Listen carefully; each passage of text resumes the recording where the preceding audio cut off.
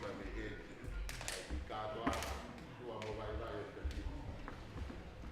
fa katoa tua fai kian patogia tapi ada tanya la pari kola de perito ko fadi se dire utui da mo fa mili e mata da fa kau mawa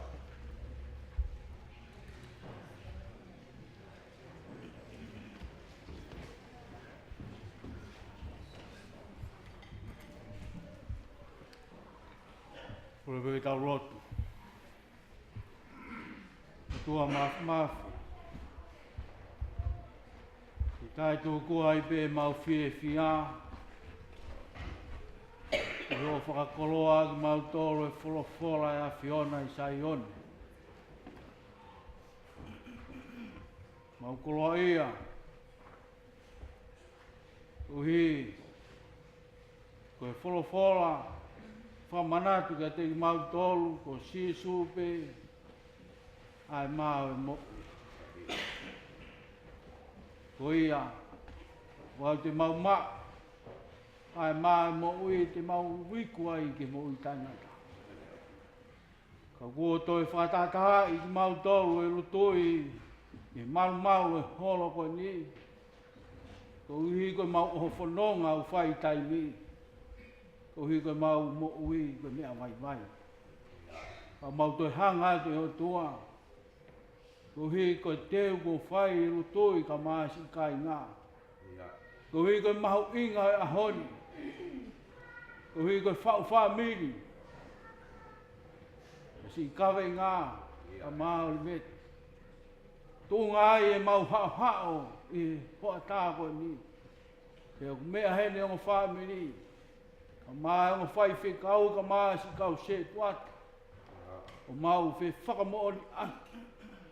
Kei sātai pia sātai. O ku te eki a ke liwa i o mau rotorotonga.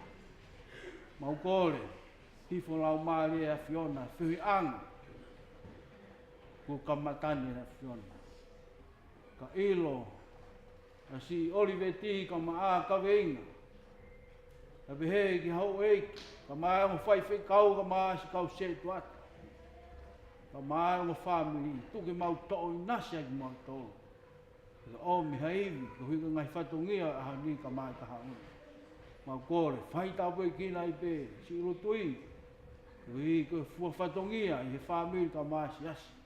Ka ua na ngata he, ka tuke hoko ate whai whatongia. Ke langi ai pe ai Fiona. O tua mau hapai atu. Ai kamatani o e kouani a Fiona. I longa harea. Ka maa he talaroto ko mau ngona. I fuhi angani. Tuke langi ai pe ai Fiona. Mau kore whakatoa e lotu mai hu mau whaini. I he wafa pe taho aloko si isu praisi. Ka ko mau whamo hu.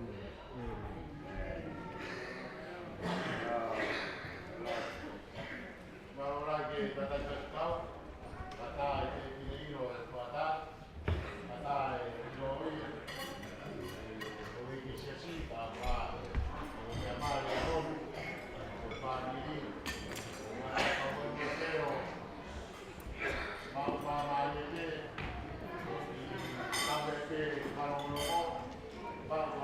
ke, oh mau baca kita mengajar. Kepada sampai propati dia atau parani, atau parau, atau mau, keluar sisi, keluar parani atau parau, ya, apa ini, apa ini, para rumui, para wafisa di